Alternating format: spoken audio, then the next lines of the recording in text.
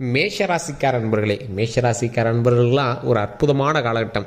தொழிலில் நல்ல விருத்தி அடையணும், நல்ல ஒரு பிரபலமான ஒரு மெம்பராக மாறணும், ஒரு அருமையான ஒரு ஆளாக மாறணும், நல்ல ஒரு வருமானம் பெருகணும் அப்படிங்கிறவங்களாம் இந்த காலகட்டம் உங்களுக்கு ஒரு அற்புதமான காலகட்டம் அப்படின்னு சொல்லலாம். அதற்கான காரணத்தையும் நான் சொல்கிறேன், கேட்டுக்கோங்க. பூர்வ புண்ணியஸ்தானத்தில் ஞான மோட்சக்காரனான சஞ்சரிக்கக்கூடிய லாப சதிபதி சனி லாபஸ்தானத்தில் இருக்கிறதுனால உங்களுக்கு மிகப்பெரிய யோகம் உண்டாக போகுது. யோகக்காரனான ராகு லாபஸ்தானத்தில் சஞ்சரிக்கிறதால வருமானம் ரொம்பவே அதிகமாகும். நீண்ட நாள் கனவு, உங்களோட ரொம்ப நீண்ட நாள் கனவுலாம் இருக்கும் பார்த்தீங்களா? ஸோ உங்களோட ரொம்ப நாள் நீண்ட கனவுகள் நிறைவேறக்கூடிய ஒரு காலகட்டம். எல்லாருக்குமே அது பெரிய கனவாக இருக்கலாம், சின்ன கனவாக இருக்கலாம், வீடு வாங்கணும்னு நினைக்கலாம், லேண்ட் வாங்கணும்னு நினைக்கலாம், கார் வாங்கணும்னு நினைக்கலாம், இந்த மாதிரி நிறைய காரணங்கள் இருக்கலாம். ஸோ அவங்களாம் வந்து பார்த்திங்கன்னா இந்த காலகட்டம் ஒரு அற்புதமான காலகட்டம். இதில் என்னது, பரணி, கார்த்திகை, இந்த மாதிரி நட்சத்திரங்கள் வருது. ஸோ ஒவ்வொரு நட்சத்திரத்திற்கும் இதற்கு எப்படி இருக்க போகுது, அதற்கான பலன்கள் உங்களுக்கு என்ன கிடைக்க போகுது அப்படிங்கிறது நம்ம தெளிவாக நான் சொல்ல போகிறேன். ஸோ இதுக்கான அதிர்ஷ்டமான நாள் உங்களுக்கு எது அப்படிங்கிறது நான் சொல்கிறேன்.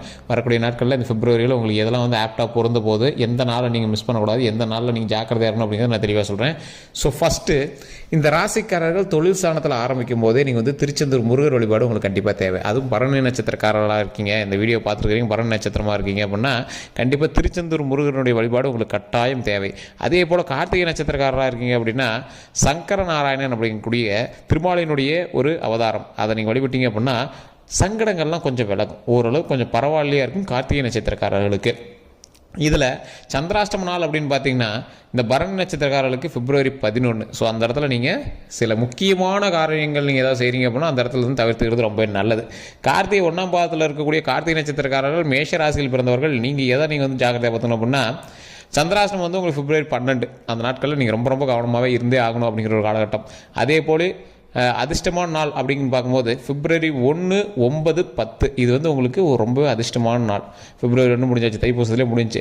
அடுத்து 9, 10. ஸோ இந்த நாட்கள் நீங்கள் தவறவிடாமல் பண்ணீங்க அப்படின்னா உங்களுக்கு மிகப்பெரிய ஒரு நன்மையாக வந்திருக்கிறதுக்கான வாய்ப்புகள் ரொம்பவே அதிகங்க.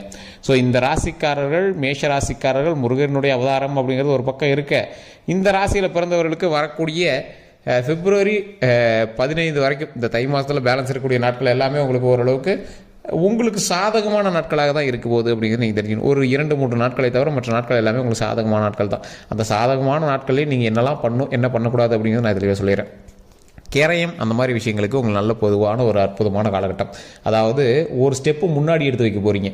இப்போ இருக்கக்கூடிய காலகட்டத்திலேருந்து யோசிக்காமல் ஒரு ஸ்டெப்பு முன்னாடியே எடுத்து வைக்க போகிறீங்க. அந்த முன்னாடி எடுத்து வைக்கிறது நீங்களாக எடுத்து வைக்கணும்னு அவசியம் இல்லை. பின்னாடி இருந்து கூட்டம் தள்ளும். ஒரு கூட்டத்துக்குள்ளே இருக்கீங்க, அடுத்த ஸ்டெப்புக்கு போனால் பரவாயில்ல, சாமி தரிசனத்துக்கு வெயிட் பண்ணுற மாதிரி தான் இது. அந்த சாமி தரிசனத்துக்குள்ளே போகும்போது பின்னாடி இருக்கிற எல்லாருமே உங்களை தள்ளி முன்னாடி கொண்டு போய் நிறுத்துவான். அந்த மாதிரி இதில் ஒன்று நான் தெளிவாக சொல்லணும், இந்த மேஷராசிக்காரர்களை பொறுத்த வரைக்கும் இப்போ நீங்கள் எடுத்து வைக்கிற ஸ்டெப்பு வருங்காலத்தில் நீங்கள் எடுத்து வைக்கக்கூடிய மிகப்பெரிய படிக்கட்டினுடைய முதல் ஸ்டெப்பு அப்படின்னு தான் சொல்லணும். ஸோ இதில் ஒரு அற்புதமான காலகட்டங்க. இந்த ராசியில் பிறந்தவர்கள் எப்பேற்பட்ட ஆள் அப்படின்னா சாப விமோச்சனம் பெறக்கூடிய அளவுக்கு ஒரு ஆள். இந்த ராசி மேஷராசி, சாப விமோச்சனம். முன் ஜென்மத்தில் நீங்கள் எப்படி இருந்தீங்களோ அதில் நீங்கள் செய்த கர்மாக்களினுடைய வெளிப்பாடுகள் இருக்குது அப்படின்னா உங்களுடைய முன்னோர்கள் சாபத்தை எல்லாத்தையுமே கிளியர் பண்ணி வரக்கூடிய ஒரு அற்புதமான காலகட்டம். சார், இந்த ஜென்மத்தில் உங்களுடைய கர்மாக்கள் ஏதாவது உங்களுக்கு தொந்தரவு பண்ணிட்டு இருக்கு அப்படின்னா கண்டிப்பாக ஒரு நம்பர் வந்து அதை கொடுத்துருக்கோம். அந்த நம்பருக்கு ஃபோன் பண்ணி நீங்கள் வந்து பேச தெரியும். டிஸ்கிரிப்ஷனில் ஒரு நம்பருக்கு, அந்த நம்பருக்கு ஃபோன் பண்ணி உங்களுடைய ப்ராப்ளத்தை சொல்லி நீங்கள் வந்து சால்வ் பண்ணிக்கலாம். பிறந்த தேதி, பிறந்த நேரம், பிறந்த ஊர், அதை மட்டும் மெயினாக சொல்லுங்கள். உங்களுக்கான முழு ஒத்துழைப்பை சொல்லி அதற்கான விஷயங்கள் என்னெல்லாம் பண்ணும், வீட்டிலேருந்து என்னெல்லாம் பண்ணும் அப்படிங்கிறது எல்லாமே தெளிவாக சொல்லிடுவாங்க. அதே போல் இந்த மேஷராசிக்காரர்கள் இன்னொன்று தெளிவாக தெரிஞ்சுக்கோங்க. மேஷராசிக்காரர்களுக்கு ஏதாவது ஒரு சர்க்கிள்கள் இருக்குது அப்படின்னா எங்களுடைய முன்னோர்களுடைய சாபங்களாக மட்டும்தான் இருக்கும்.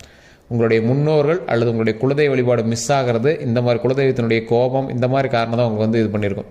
முன்னோர்களில் யாரோ ஒருத்தர், உங்களுடைய தாத்தாவுக்கு முன்னாடி காலத்தில் யாரோ ஒரு பெண் சாபமோ இல்லை ஒரு ஆண் சாபமோ உங்களுக்கு இருந்தது அப்படின்னா அதை வந்து ஃபஸ்ட்டு தீர்த்துக்கோங்க. அதுக்கப்புறமேட்டு தான் உங்களுடைய பிரச்சனைகள் எல்லாமே படிப்படியாக சரியாகும். தடைகள் நிவர்த்தியாகி ஒவ்வொரு ஸ்டெப்பாக எடுத்து மேலே வைக்க முடியும். இந்த ராசிக்காரர்கள் அற்புதமான ராசிக்காரர்கள், மிகப்பெரிய ஒரு ஆளுமை திறன் கொண்ட ராசிக்காரர்கள், மிகப்பெரிய வல்லமை கொண்ட ராசிக்காரர்கள். இந்த அளவுக்கு இருக்கக்கூடிய உங்களுக்கு ஒரு ப்ளஸ் பாயிண்ட் ஒன்று இருக்குது. இதில் என்ன ப்ளஸ் பாயிண்ட்டு அப்படின்னா மிகப்பெரிய சாப விமோச்சனம் ஆகக்கூடிய ஒவ்வொரு நபர்களும், அதாவது மிகப்பெரிய சாப விமோசனம் அடையக்கூடிய ஒவ்வொரு மேஷராசிக்காரர்களும் கண்டிப்பாக உங்களுடைய குலதெய்வத்திடம் போய் வருடத்திற்கு ஒரு முறை வந்து நீங்கள் உணவளித்து அங்கே வந்து உங்களுடைய பாவனை நிவர்த்தி பண்ணி ஆகணும். வருடத்திற்கு ஒரு முறை குலதெய்வ வழிபாடு பண்ணி அங்கே இருக்கக்கூடிய உங்களுடைய பிரச்சனை எல்லாமே சொல்லி ப்ராப்ளத்தை எல்லாத்தையுமே சால்வ் பண்ணியே ஆகணும். அதே போல் இந்த ராசிக்காரர்களுக்கு மிகப்பெரிய ஒரு ப்ளஸ் பாயிண்ட் என்ன தெரியுமா? முருகனுடைய முழு ஆசி உங்களுக்கு எப்போதும் உண்டு. அப்போ கண்டிப்பாக நீங்கள் திருச்செந்தூர் முருகர் வழிபாடு கண்டிப்பாக பண்ணணும். அதே மாதிரி திருமாலினுடைய ஆசை உங்களுக்கு எப்பயும் உண்டு, பெருமாளனோட ஆசை உங்களுக்கு இருக்குது. அப்படி என்ன பண்ணுவோம், பெருமாளுடைய அவதாரமான ஒவ்வொரு இறைவனும் நீங்கள் வணங்கலாம். ஆனால் இந்த கார்த்திகை நட்சத்திரக்காரர்கள் அதிகமாக வணங்க வேண்டிய ஒரு தெய்வம் அப்படின்னு பார்த்தீங்கன்னா, நீங்கள் எப்போவுமே சங்கர நாராயணர் அப்படிங்கிற குலதெய்வத்தை, அதாவது சங்கர நாராயணர் அப்படிங்கிற இஷ்ட தெய்வத்தை நீங்கள் வழிபட்டீங்க அப்படின்னா சங்கடங்கள் எல்லாமே உங்களுக்கு வந்து நன்மையாக வந்து நடக்கும். ஸோ நெட்டில் போட்டு பார்த்தீங்க அப்படின்னா தெரியும், ஒரு ஃபோட்டோ வரும் சங்கர நாராயணர் அப்படின்னு போட்டிங்கன்னா அந்த ஃபோட்டோவை நீங்கள் வந்து டவுன்லோட் பண்ணி கூட மொபைலில் வச்சுட்டு அப்போ பார்க்குறது, டெய்லி பார்க்குறது. ஓம் சங்கர நாராயணரே போற்றி, ஓம் சங்கர நாராயணரே போற்றி, ஓம் சங்கர நாராயணரே போற்றி அப்படின்னு அந்த இறைவனை வழிபடுவதால் ரொம்ப நன்மை எடுக்கும். கமெண்ட் செக்ஷனில் மறக்காமல் அதை 3 டைம் டைப் பண்ணுங்கள். ஓம் சங்கர நாராயணரே போற்றி, ஓம் சங்கர நாராயணரே போற்றி, ஓம் சங்கர நாராயணரே போற்றி. இது வந்து யார், கார்த்திகை நட்சத்திரக்காரர்கள் கண்டிப்பாக பண்ணும். பரணி நட்சத்திரக்காரர்கள் ஓம் திருச்செந்தூர் முருகரே போற்றி, ஓம் திருச்செந்தூர் முருகரே போற்றி, ஓம் திருச்செந்தூர் முருகரே போற்றி அப்படின்னு மறக்காமல் 3 டைம் கமெண்ட் செக்ஷனில் பற்றி விடுங்க. எப்போ ஃப்ரீ டைம் இருக்கோ இந்த 2 தெய்வத்தினுடைய புகைப்படங்களும் ஃபோனில் இருக்கும். நீங்கள் ஃபோனில் நீங்கள் டவுன்லோட் பண்ணி கூட அப்பப்போ உங்களுக்கு எப்போல்லாம் உங்களுக்கு ஒரு மாதிரி தோண ஆரம்பிக்குதோ அப்போ அதோட முகத்தை பாருங்கள், அந்த இறைவனுடைய முகத்தை பாருங்கள். அந்த இடத்துல உங்களுடைய தடைகள் நிவர்த்தி ஆகும். கடவுள் உங்களோட கை கோர்த்து முன்னின்று நடந்து வருவார். அப்போ அந்த பிரச்சனைகள் எல்லாமே சால்வ் ஆகி அதற்கு தகுந்த மிகப்பெரிய நன்மைகள் நடக்க ஆரம்பிக்கும். ஸோ தொழிலில் முன்னேற்றம் நடக்க ஆரம்பிக்கும், கல்வியில் மிகப்பெரிய முன்னேற்றம் நடக்க ஆரம்பிக்கும். ஒரு 18 வயதுக்கு உட்பட்டவர்களாம் நீங்கள் கல்வி சம்மந்தப்பட்டமான விஷயத்தில் சின்ன சின்ன சர்க்கிள்களை சந்திக்கிறீங்க அப்படின்னா கொஞ்சம் பொறுமையாக நிதானமாக செய்தால் நன்மை உண்டு. அதே போல் இந்த மேஷராசிக்காரர்கள் வண்டி வாகனம் புதிதாக வாங்கக்கூடிய ஒரு காலகட்டம். இந்த டைமில் நீங்கள் வந்து வண்டி வாகனம் கண்டிப்பாக புதுசாக வாங்குவீங்க. ஸ்கூட்டியோ, பைக்கோ, காரோ, லாரியோ, இல்லை கமர்ஷியல் வெஹிக்கிள்ஸோ ஏதோ ஒன்று நீங்கள் வந்து வாங்குவீங்க. ஜேசிபி இந்த மாதிரி வண்டிகள்லாம் நீங்கள் வாங்குவீங்க. ஒரு வாகனங்கள் மாற்றுவீங்க. பழைய ஒரு வாகனத்தை நீங்கள் மாற்றிட்டு புது வாகனம் ஒன்று எடுக்கக்கூடிய ஒரு காலகட்டமாக வரக்கூடிய காலகட்டங்கள் அமையுது. அதே போல் இந்த ராசிக்காரர்கள், இந்த பரணி கார்த்திகை நட்சத்திர ராசிக்காரர்கள் எப்பொழுதுமே கொஞ்சம் நிதானமாக செயல்பட்டீங்க அப்படின்னா ரொம்ப நல்லது. மேஷ ராசியில் பிறந்த ஒவ்வொருவருக்கும் இந்த காலகட்டம் நல்ல ஒரு அற்புதமான காலகட்டம் தான். இருந்தாலும் நல்லதாக தானே சார் அமையுது அப்படின்னு நீங்கள் ஓவர் ஆட்டம் போட்டிங்க அப்படின்னா மாட்டிக்குவீங்க. ஸோ தொழிலில் வருமானம் வருது அப்படின்னா அதை கரெக்டாக உங்களோட மைண்டுக்குள்ளே வச்சுக்கணும். நீங்கள் வருமானத்தை வெளியே சொல்லக்கூடாது. எந்தெந்த லேண்ட் விற்கல அப்படிங்கிறது எதையும் நீங்கள் வெளியே சொல்லக்கூடாது. உங்களுடைய லேண்டுகள் வாங்கக்கூடிய ஒரு காலகட்டமாக அமைகிறதுனால அந்த இடத்துல கொஞ்சம் பொறுமையாக நிதானமாக பண்ணிங்க அப்படின்னா ரொம்பவே ஹைலைட்டு.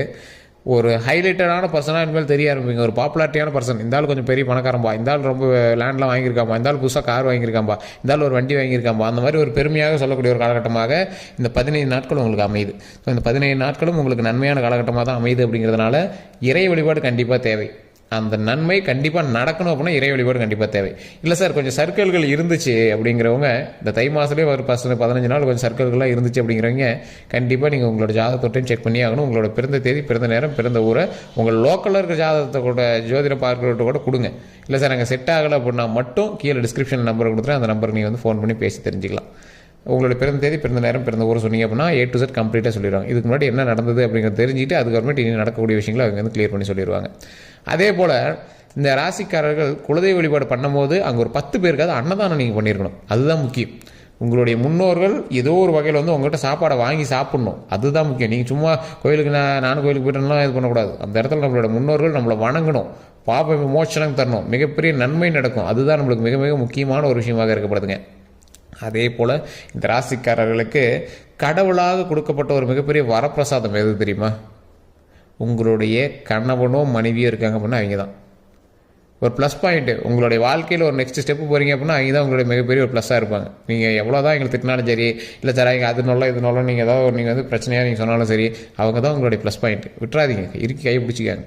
அவங்க தான் உங்களோட ப்ளஸ் பாயிண்ட்டு. திட்டினாலும் பிடிச்சாலும் சரி அவங்க தான். உங்களுடைய பெற்றோர்களும் உங்களுக்கு சப்போர்ட்டான சில விஷயங்கள் பண்ணுவாங்க, இல்லைன்னு சொல்லவே இல்லை. உங்களுக்கு குடும்பம் வந்து ஒரு ப்ளஸ் பாயிண்ட் அப்படின்னு தான் சொல்லணும். பெற்றோர்கள் பண்ணுறதும் ஓரளவுக்கு 70% இருக்குது அப்படின்னா உங்களை கட்டணங்க பண்ணது வந்து 90% இருக்கும்.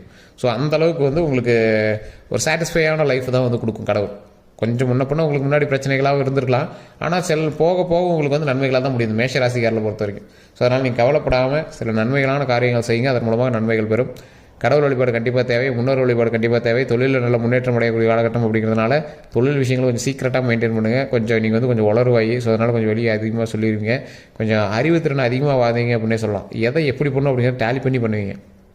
ஈஸியாக ஒருத்தர் வந்து நீங்கள் ஈஸியாக வந்து மூவ் பண்ண வச்சுருவீங்க, ஈஸியாக டேக்கிள் பண்ணிடுவீங்க. அதை பண்ணலாம் இதை பண்ணலாம் அப்படிங்கிற மாதிரி ஈஸியாக டேக்கிள் பண்ணி விட்ருவீங்க. நல்ல ஒரு கம்பீரமான ஒரு ஆள் நீங்கள். அந்த கம்பீரத்துக்கு தகுந்தாறு போல் ஒவ்வொரு விஷயத்தையும் நீங்கள் வந்து கொஞ்சம் கிளியராகவே பண்ணி வச்சுருவீங்க. எப்படி அப்படின்னா ஒரு பிரச்சனை நடக்குது, அந்த பிரச்சனையை வந்து நம்ம சண்டைக்கு போய் தான் சரி பண்ணணும் அப்படின்னு அவசியம் இல்லை. பேசியே நீங்கள் சரி பண்ணிடுவீங்க. அதை வேறு மாதிரி நீங்கள் வந்து டேக்கிள் பண்ணிடுவீங்க. ஸோ அந்த மாதிரி இருக்கக்கூடிய நபர் அப்படிங்கிறதுனால கொஞ்சம் நல்ல ஒரு ஸ்லோ மோஷனில் எந்த விஷயம் பண்ணாலும் பண்ணுங்கள். அதிரடியாக பண்ணி மாட்டிக்காதீங்க.